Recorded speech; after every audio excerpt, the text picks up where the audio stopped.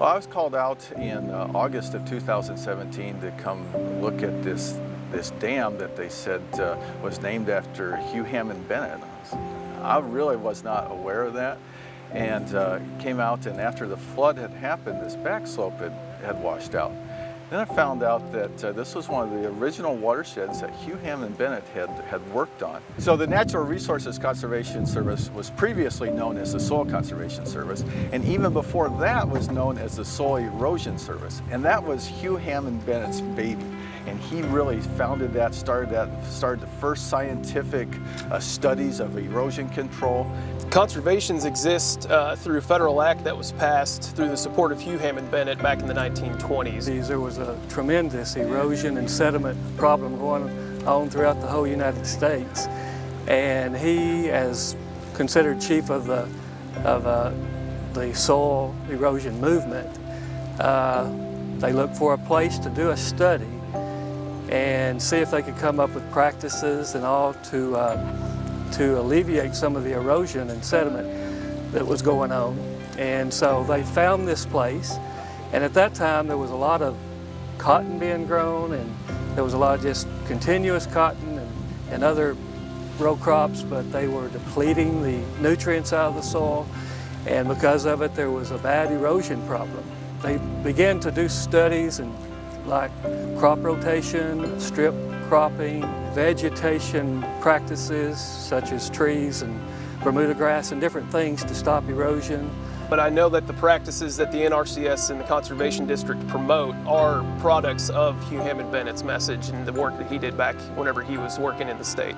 And we're using them today in conservation planning with our producers, our farmers, and they are preventing a lot of the erosion problems, and we're, of course, if we stop erosion, we're also increasing productivity on our land. They've largely changed from cropping practices to pasture practices. A lot more livestock is ran in the area than was at the back in the 1930s, and I gather that it's largely because of the findings they have had through this dam, its construction, and all of the practices that they installed to study sediment levels in the area.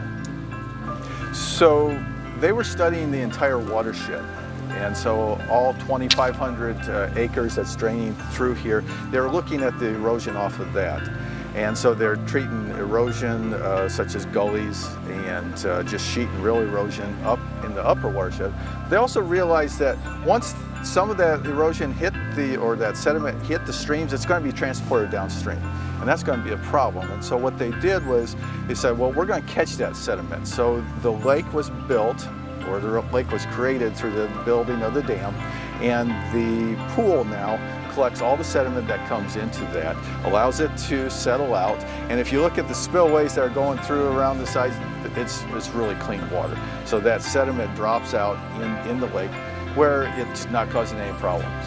The CCC built the dam. They, from what I understand, they used the local field on the mountainsides here, but they had mule teams and guys building this by hand with dirt pans. And they hauled in all the rock to create the initial spillway on one side. And then a couple of years after the dam was first constructed, they actually had to raise the level of the dam and cut a secondary spillway to be able to keep the level of pool that they wanted on the lake. So we had a 10-inch rain here in April, and there's two spillways on the dam, and they're both about the same elevations, and they can carry the normal water flow around the end of the dam. But a 10-inch rain exceeds the 100-year event, or the 1% probability that's going to happen in any given year.